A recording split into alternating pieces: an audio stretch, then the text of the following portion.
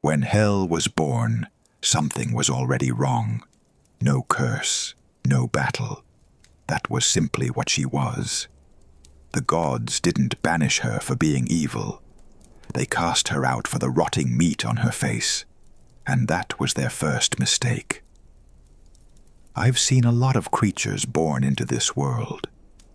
Giants, serpents, wolves with eyes like burning coals. Most of them come out screaming, fighting, biting at whatever's closest. But hell came out silent. Her mother was Angrboda.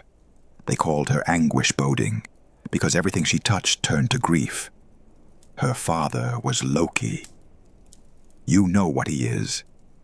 And from that union came 3 children, each one worse than the last.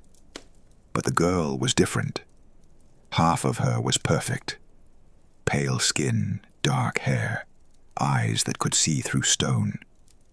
The other half was dead before she drew her first breath. Gray flesh peeling away from bone, muscle exposed, the smell of rot clinging to her like a second skin. They say that when she was born, disease entered the world.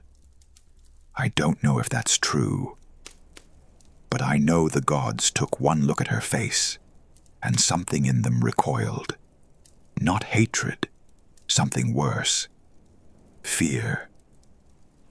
Odin didn't throw her away like he did the others.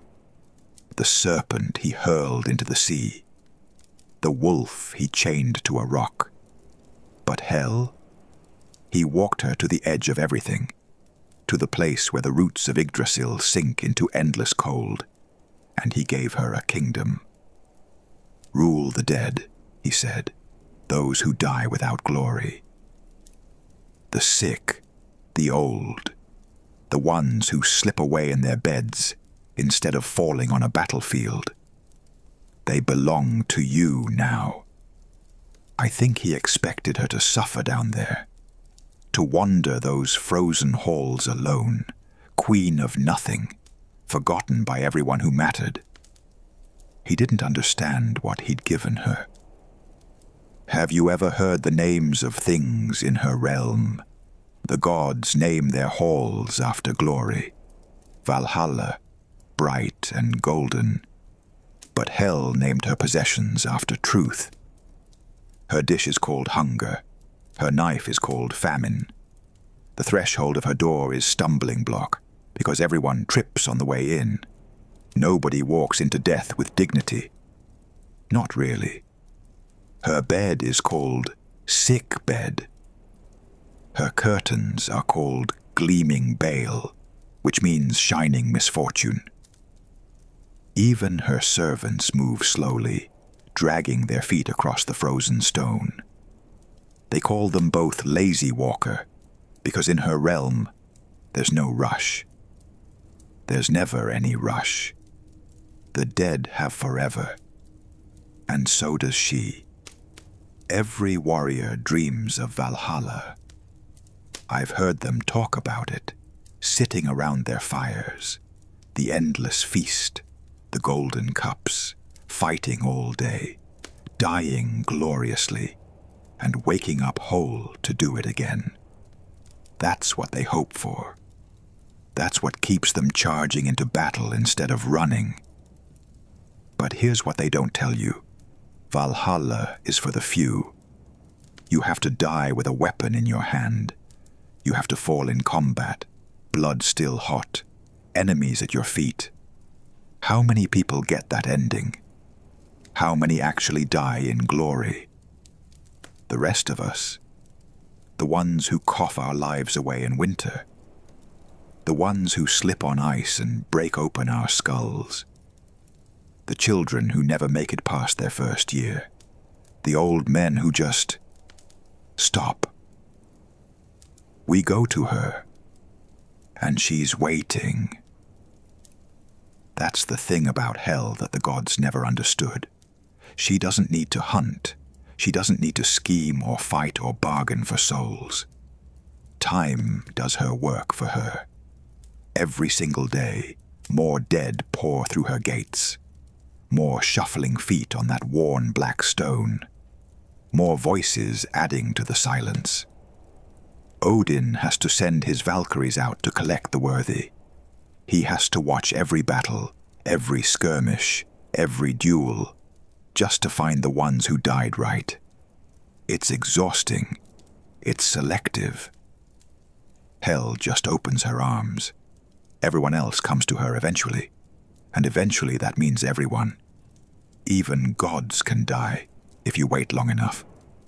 She has nothing but time. The only moment the gods tried to take something back from her, that's when you saw what she really was. Balder died. The shining god. Odin's favorite. Killed by a sprig of mistletoe of all things. And suddenly the great halls of Asgard were full of weeping. They wanted him back. They needed him back. So they sent a messenger to bargain. Hel listened to their plea. She sat on her throne of black stone, half her face beautiful, half her face rotting, and she listened until they were done begging. Then she spoke. If every living thing in the 9 worlds weeps for him, I will let him go. That was her condition, fair by any measure, generous even. If Balder was truly loved by all things, as the gods claimed, then proving it should be simple. The gods sent messengers everywhere, and the world wept. Trees wept, stones wept. Fire dimmed in mourning. Everything with life or breath or movement cried out for the shining god. Everything except one giant in a cave who smiled and said, "Let Hel keep what Hel has." One refusal. Out of all creation, one dry eye. And that was enough. They came back to her throne with their failure written on their faces. Odin himself stood there, the All-Father, the one who had cast her into the dark in the first place. And he asked again, pleaded, demanded. Her expression never changed.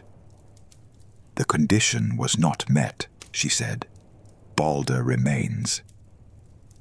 No triumph in her voice, no gloating. She wasn't punishing them. She wasn't enjoying their pain. She had set a rule, and the rule was not satisfied. That was all. That was everything. The god who sacrificed his eye for wisdom. The god who hung himself from the world tree for 9 days, just to glimpse the secrets of the universe. He couldn't move her. He couldn't bend her. He couldn't even make her care. She followed the rules, her rules.